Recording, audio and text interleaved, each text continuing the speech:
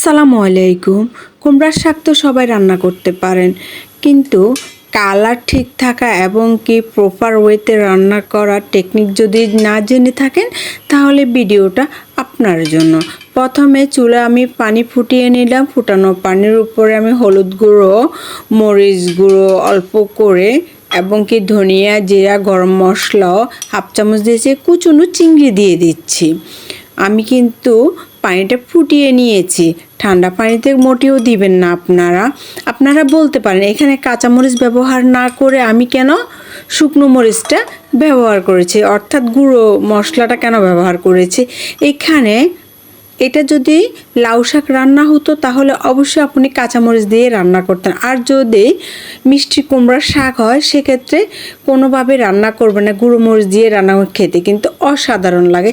সাথে একটা আমি আলু কুচি করে দিয়েছি, পেঁয়াজ কুচি এবং কি রসুন কুচি দিয়েছি। এটা দিয়েও আমি ভালো করে নাড়াচাড়া করে নিচ্ছি যেন পানির সাথে সবগুলা মশলা একসাথে লেগে যায় এবং কি কোনো দানা দানা ভাব যেন পানিতে না থাকে, যেন মশলা কোথাও জমাট বাঁধা না থাকে। এবার আগে থেকে ধুয়ে পরিষ্কার করে পানি ঝরিয়ে নিয়েছি। আমি সেই শাকটা দিয়ে দিচ্ছি।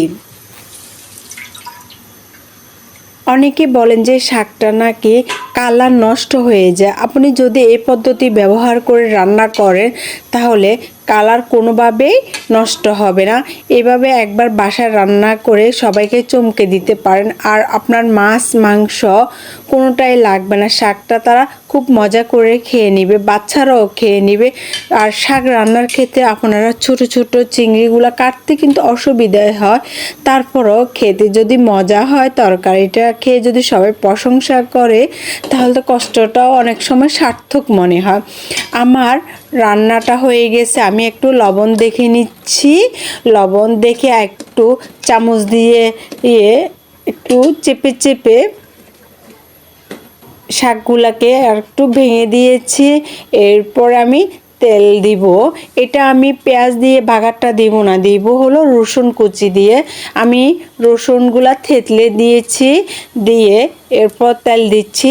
বাদামি কালার ধারণ করলে আমি বাগারটা দিয়ে দিব। আপনাদের সুবিধার জন্য আমি তা দেখেও দিব। আর আমার রেসিপিগুলো যদি আপনাদের বুঝতে অসুবিধা না হয় তাহলে আমার চ্যানেলটিকে সাবস্ক্রাইব করুন, লাইক দিন, বেল বাটনটি অল করে দিন। বিশেষ করে কমেন্ট করতে ভুলবেন না। আমার রেসিপি যদি আপনাদের ভালো লাগে, আমার কথাবার্তাগুলো আপনাদের যদি পছন্দ হয়, আর আপনারা আমার হাতে যদি কোনো রেসিপি দেখতে চান সেক্ষেত্রে আমাকে কমেন্ট বক্সে কমেন্ট করতে পারেন। আমার যদি জানা থাকে তাহলে আমি অবশ্যই আপনাদেরকে রেসিপি দিব।